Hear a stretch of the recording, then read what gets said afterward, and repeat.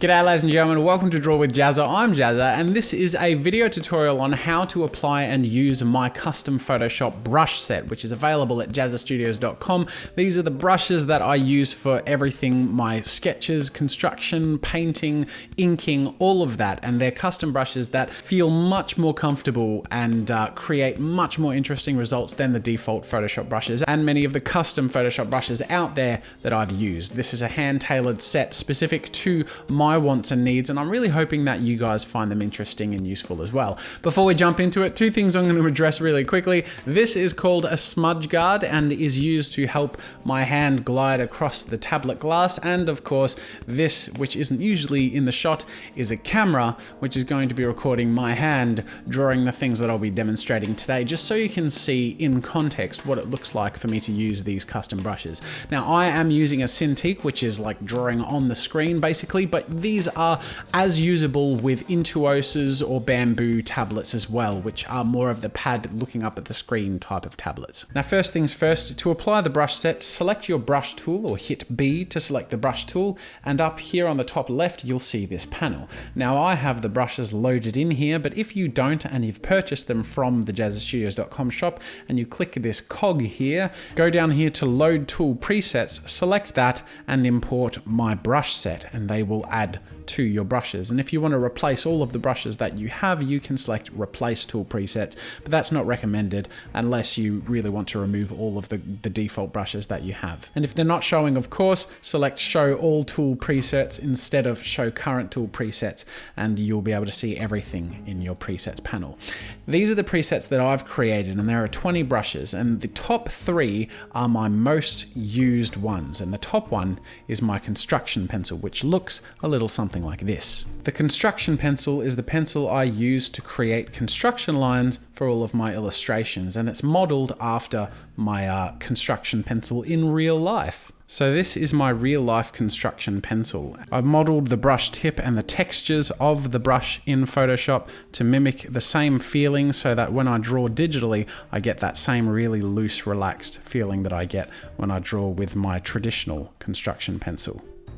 The lighter you press, of course, the lighter the pencil shows up, and of course you can press quite hard and shade areas and create some gradiented effects with the pencil tool in Photoshop, all the way up until its complete transparency. Next in my set of custom brushes, in my top 3 brushes, is my ink brush, which has a really solid outline that you don't get with your default Photoshop brushes. It has textures and dual brushing, which creates a really nice solid comic book style effect to create that really solid inking style that I really like to get out of drawing cartoons and comic book characters. With pressure sensitivity from the very fine to the very thick, and of course you can shrink your brush size and create some much more intricate styles as well. And then finally in my top 3 is my oil brush. And this is my main oil brush, though there are other oil brushes that I've created as well to work with this. This is great for laying down main areas of color and blending with itself until we get to using fine blending tools. Next in my set of brushes is my blender, which when you draw with it on its own doesn't look very pretty at all, but when you alt click and select the colors that you've painted and blend, you can get some really nice gradiented effects and make things look much softer while maintaining the painterly textures and that feeling of creating oil on canvas. Next is my details brush, which with the same oil on canvas feeling enables me to create detailed areas in my painting and refine edges and sharpen things. And simply swapping between your main brush and your blending brush and then to the details brush to adapt to the size that you're selecting and the type of detail and main areas of the image that you're creating. And then finally I have my large brush, which I use to lay down large foundation areas of color. Next up are my set of brush pens, which feel almost quite like the ink brush that I've created, but they have much softer outline and have much more extreme thick to thin ratio as you use it. And they can feel quite smooth. So there's a large, a medium, and a small brush pen, all of which work quite well together, and with the fine liners, which are up next in the set, starting off with a 0.1, and working into a 0.2. And much like real fine liners, they have very little to no actual pressure sensitivity in moving from thin lines to thick lines, because that's not really how fine liners work. But as they have different numerical values, you can switch between them for the different uses that you would have for a fine liner. Next comes my set of pencils for drawing and shading, beginning with my drawing pencil, which I use to create outlines and simple character sketches after I've created my construction line drawing. These pencil brushes maintain the perfect imperfections of traditional grey lead pencil drawing while enabling you to use the digital format with its flexibilities that come with it. With the set of drawing pencils comes a light and dark shading brush, which are very useful to create some gradients and transitions in your drawings. And they work well in isolation or, of course, together and complement each other as you use them. And then last but not least is my hair and fur brush, which I use to create textures and gradients and build-ups of hair in my oil paintings. So I'm going to create an image of a samurai using my construction pencil, and then I'm going to take you through my inks and show you how I apply them over my construction pencil brush. The purpose of the construction brush is to allow the artist to feel really loose and relaxed while they do their initial foundation artwork. And also, as part of the improvisation experimental process in creating art, it really needs to be as free as possible. And I really feel like this brush enables me to do that. So once I've finished laying down my construction pencil, I then select my ink brush for many of my character solid style drawings or comic book style drawings.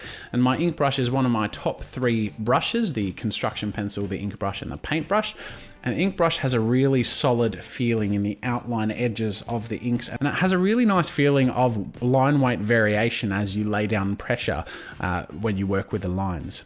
So you can get some really thick strokes and really thin strokes, but they all have a really nice, solid, crisp edge, which I really like when working with comic book and cartoon style characters. The result then is that when you hide your construction lines, you end up with something that already looks quite polished just with the initial core inking brush.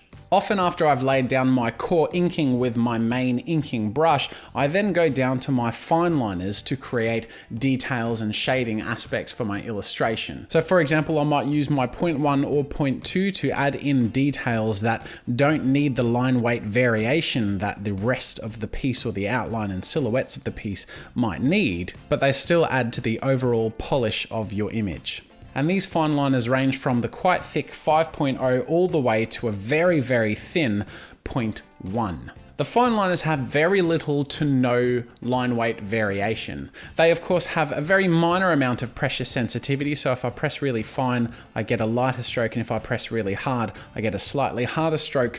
But as you can see, there's not very much difference, especially when compared to my initial inking tool. And the reason for this is very much the reason that you don't get a lot of pressure sensitivity when you're using an actual fine liner. The other thing I love about these fine lining brushes is that when you use the default Photoshop brushes, even if you set the brush thickness to 1 pixel, you really actually don't get a brush as thin as my 0.1 fine liner. And that's because I've messed with the dual brush settings and the texture settings of the brush to make it as fine yet as crisp as possible. So the result of the fine liner pen in my brush set is so fine yet so solid that it really feels like you're using a set of traditional fine liner pens. So next I'm going to demonstrate the use of my sketching and drawing and shading pencils, which you can see down here. So I have JAZZA'S drawing pencil, shading dark and shading light. My drawing pencil is more for the harder lines. So for example, in drawing the eye here, I would do the outline of the eyebrow and the eye itself, and then much of the very dark, solid, clean shading. As you can see, it's textured to look as much like a sketching pencil as possible, and to really feel like you're drawing with your set of pencils on paper. I've attempted to maintain as much of the traditional aesthetic as possible, especially with tools such as the pencils, while still maintaining the versatility and comfort of using digital brushes. As you can see, I've still done my construction drawing for this piece in my blue construction pencil, and that's again because I prefer that for pretty much all of my construction work. And I like to use the pencil drawing brush that I've developed more for the refined illustration aspects. So as you can see, the finished result of using my drawing pencil can create some refined looking character concept art style pieces with or without the construction pencil behind it, which is of course the benefit of using digital art because you can simply remove layers as you're finished with aspects, for example, using the construction layer. But of course, if you want to refine your digital pencil drawings, you can of course move on to my shading pencils. Now you can see that I have a dark shading and a light shading pencils. You can use these in isolation or together. You can start off with one or the other, it's totally up to you. I personally like to often start off with the dark shading pencil first.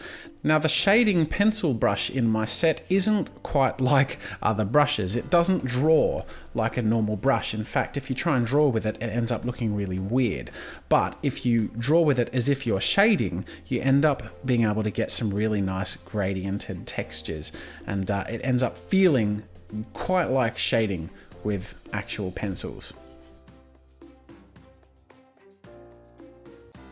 As you can see, the tip of the brush moves where you have the angle of the pencil. So if you're on a low angle or a high angle, it always moves in that direction, and so does the texture attached to the brush.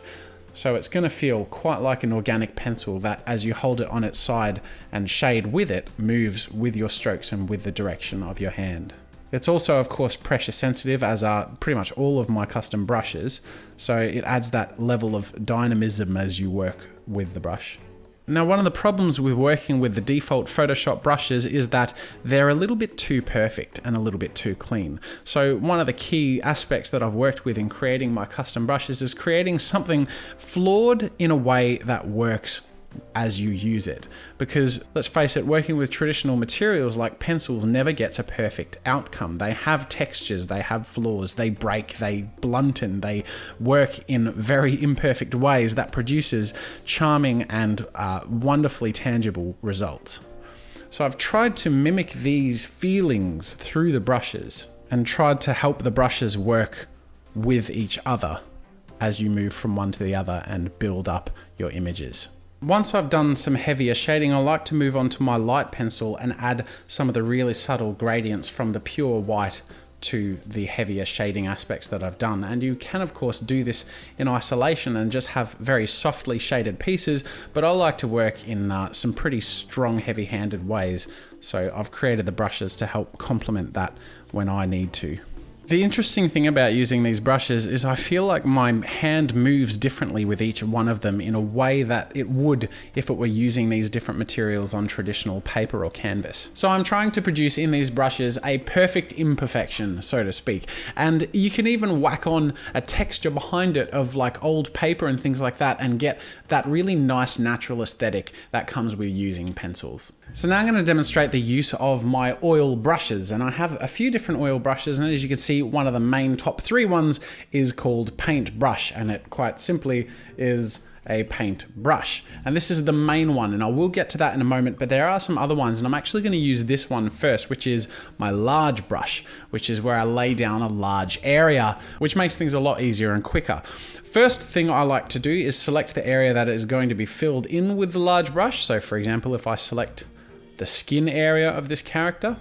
So once you've selected the area that's going to be filled in, you can just use your large brush to very quickly lay down the foundation color that you're going to be using. As you can tell, I've put my construction lines on a layer at the top. You can actually bring down the opacity of this to make it less intrusive, but it's good to have there just to also see the very basics of what you drew, and then you can hide them later once you've put in the painting with some refined details. Now I've used the large brush for that one, and I can use my normal paint brush for the hair area, which is going to have its own clipping mask, and I'll just quickly fill that in. Now nothing ever starts off perfect and refined, and as you can see, it starts off actually quite rough, but when I apply a clipping mask to my skin area and then use my core brush with a next layer of shadow, and you can see how slowly I'll build up areas of height variation by using the different colors. Now this core oil brush is my most used one, and it can feel quite smooth as you lay down the base colors and start to add in the areas of detail. And the interesting thing about it is that it begins quite rough, but you can also get a lot of really refined results as you get along through your piece and start to refine it and add some polish. So now that I've laid down a lot of the foundation of the core aspects of light and dark in my painting, I can hide my original construction and you can see it starting to come together. And now we get to an aspect of the painting called blending, which is where by alt-clicking in an area and selecting that color, you can then lay down that mid-tone color to blend the lights and the darks. And this is where we sort of bridge the gap and make these really harsh transitions start to look smooth. So I'm currently doing the blending with my core paintbrush. And there's only so much smoothness I can get by using this brush, which is why I've created the blender brush. As you can see, if I paint with it on its own, it actually looks pretty abysmal as a brush, but when you use it as a blender, you end up getting really nice, smooth transitions, and it ends up looking really quite pretty, but you still maintain the brush textures and feeling of creating an oil painting as you work with it. And this enables you to make much softer, more subtle gradients that create a really nice flowing feel throughout the piece. So next come the details, and to do this I have a brush called JAZZA'S Brush Details. It's a brush that works quite like all the other oil brushes but has a much finer and more crisp edge, and then we can use this to lay down details throughout the piece. So it's really good in particular for areas that have some rim lighting, for example if the light is hitting the cheeks here or on the edge of the nose. It's also really good to help separate areas. For example, if an area has a much harder, thicker shadow, such as here in and under the eyes. But the other thing it's useful for, of course, is in areas where we haven't been able to do any detail or anything because everything has been quite rough so far, we can use our details brush to add those details in. For example, drawing in the eyes.